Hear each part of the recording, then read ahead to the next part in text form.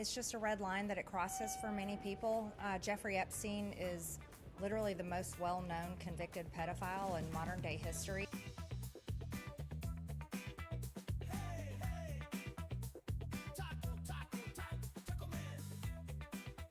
This is something that's been talked about by many people serving in the administration, myself and many others on the right and the left, of there needing to be transparency of the rich and powerful elites that were in his circle while he was just one of the worst serial abusers of young women.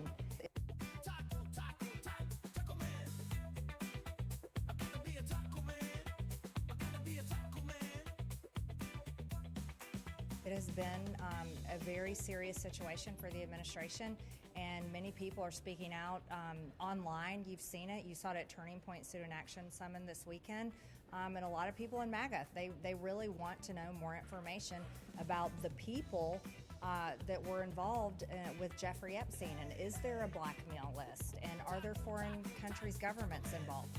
And there's nothing wrong with people continuing.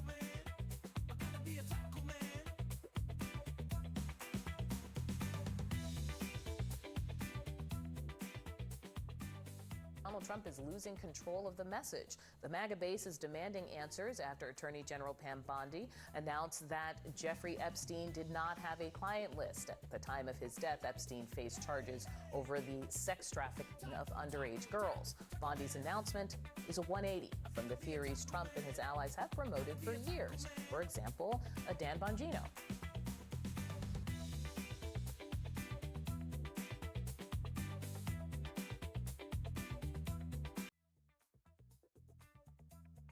A lot of people think that he was killed. He knew a lot on a lot of people.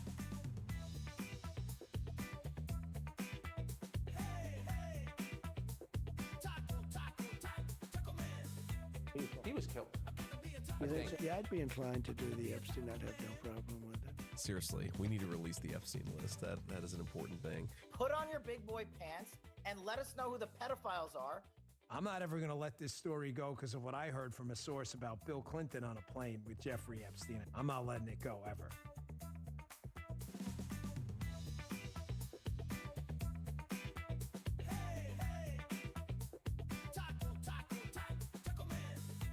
Dan Bongino, the deputy FBI director, who threatened to quit over this last week and actually didn't show up to work on Friday, did wind up in the office yesterday. The president was infuriated by his ultimatum, we're told, and it did take some massaging on the part of allies of both of these men, including the vice president, J.D. Vance, to sort of get things back on track. So Bongino back on the job for now.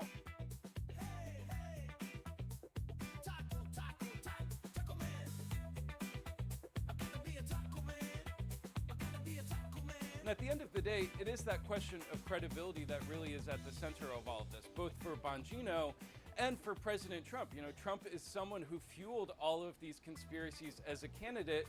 Now, as president, he seems unwilling or unable to follow through and to give his supporters the answers that they're really looking for.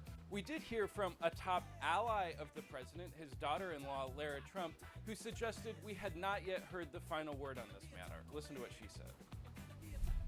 There needs to be more transparency on this. And I think that will happen. I mean, look, I don't know what truly exists there, but I know that this is something that's important to the president as well. I think he's going to want to set things right as well. So I believe that there will probably be more coming on this. And I believe anything that they are able to release that doesn't, damage any witnesses or anyone underage or anything like that, I believe they'll probably try to get out sooner rather than later. So you hear her saying there that more will be coming out. That was not at all the gist of the memo from the Justice Department that started all of this, which essentially said, case closed, and we've got no indications from the Justice Department or the White House that they do in fact plan to put more of all of this out. You also hear her say that she thinks the president understands all of this. What we've heard from a lot of Trump allies is that they're concerned that he does not in fact understand the gravity of all of this, and that his attempts to dismiss it are only making matters worse.